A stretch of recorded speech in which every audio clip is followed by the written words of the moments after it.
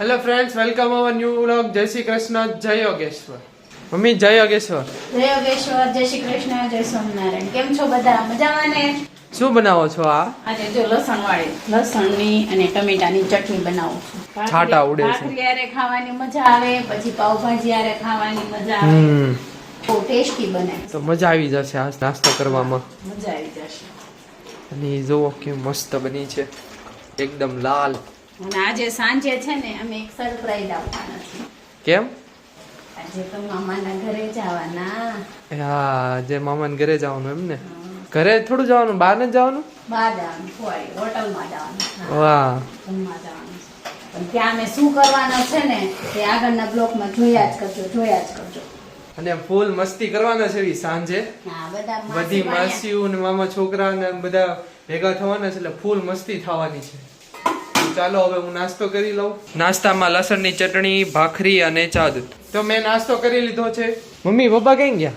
Terrace ઉપર હશે, ખબર નહીં. ક્યાં કેમ શું કરે છે? ટ્યુબલાઇટ લાવ્યા છે. હા, તો ટેરેસ ઉપર અંજવાળા કરવા માટે ટ્યુબલાઇટ ગોઠવતા હશે.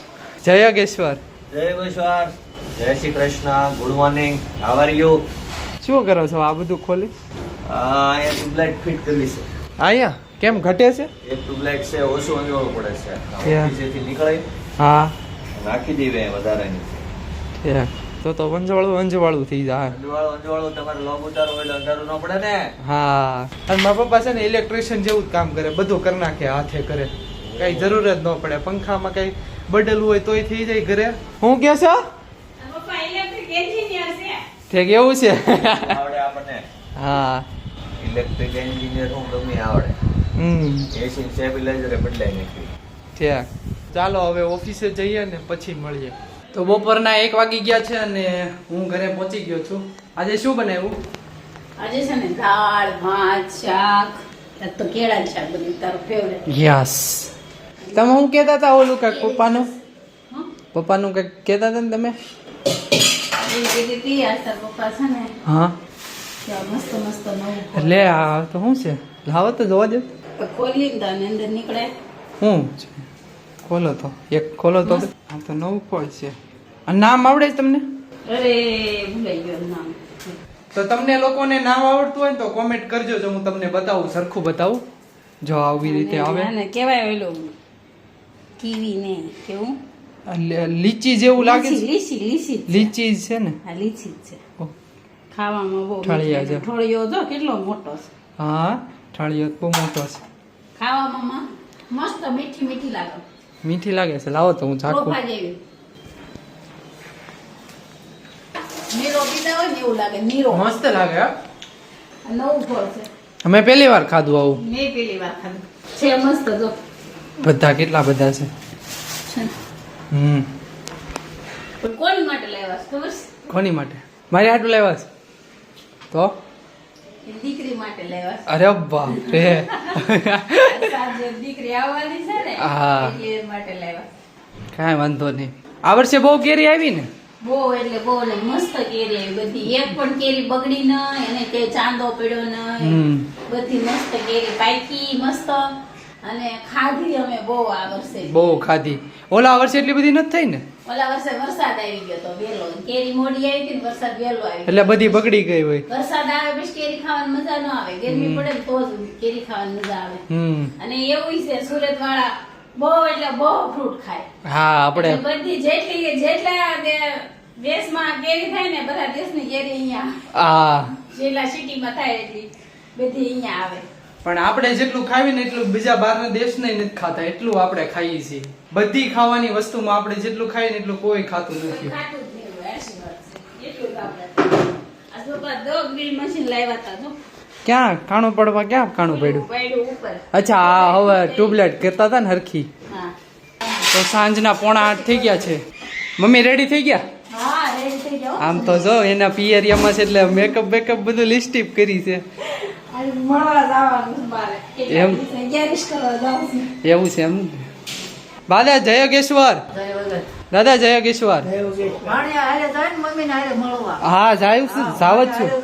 હારે જ હોય ને, એ થોડા છૂટા પડે.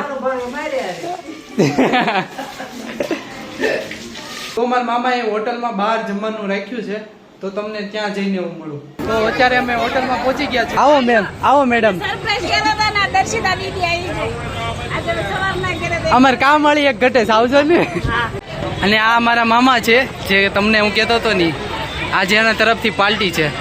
તે શું પણ પીવડાવવાનું છે ખાલી અમને? ફૂલ ડીશ. ઓકે ચાલો હું પણ પી લઉં. બહુ મસ્ત છે, પીવા જેવું સેવ છે, અંદર લસણ બસણ નાખેલું મસ્ત છે. તો તમે કેમ પણ લીધું? મારે નથી પી લઈને. તો જો સૂપ આવી ગયું છે તો ચાલો હવે પી લઈએ.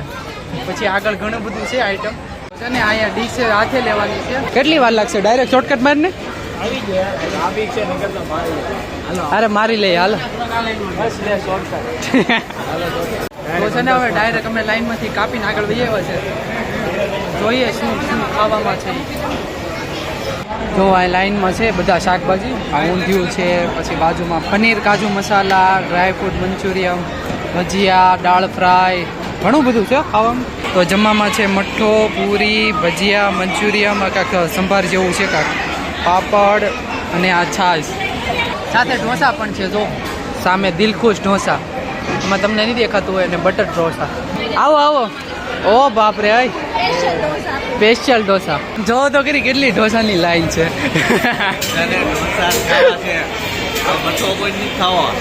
મઠ્ઠો દેશી મઠ્ઠો એમ. બટરથી લબાલબ ઘરથી લબાલબ ઘરની બહેનું પગરી બહેનું બટા જો ડીશ સાફ આપડી હો, ચકાચક. ના ના મારી થાળી જ છે. જો આ મસ્ત ગરમા ગરમ ઢોસા બનાવે છે આ ભાઈ. ભાઈ મસ્ત બનાવજો. ઓછું ખવાય, ઓછું તો હે. સાચું બોલ, સાચું. ખોટું બોલે છે, ખોટું બોલે છે. હા હા હમણાં વેકેશન છે. હા તો અમે જમી લીધું છે અને જો આઈસ્ક્રીમનો પણ પ્રોગ્રામ છે. આઈસ્ક્રીમ પણ આવી ગયું છે. મમ્મી એક કમેન્ટ આવી હતી કે તમે પતલા થઈ ગયા છો એમ, તો કઈ રીતે થાય કયો એમ.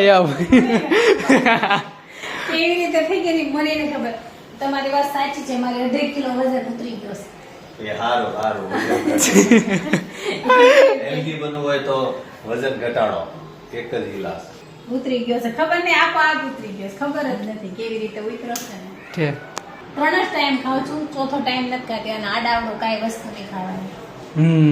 ખાલી પાણીપુરી ઢોસા એવું ખાવાનું પણ નોર્મલ ખાવાનું, પેટ હા. ખાવાનું પણ ભાજી ઓછી ખાવાની, ઓછું ખાવાનું છાશ થોડું. પીવાની વધારે, હમ પાણીનો માર રાખવાનો અત્યારે. છાશ તો પાણી જેવું જ હોય, એટલે એ તો હાલે તમ તારે. તો છે ને અત્યારે છે ને અમારા માસીના ઘરે જવાનું છે, તો તમને ત્યાં જઈને મળું. તો અત્યારે પહોંચી ગયા છીએ મારા માસીના ઘરે રોકાવા, 11 કરવા. બરાબર ને?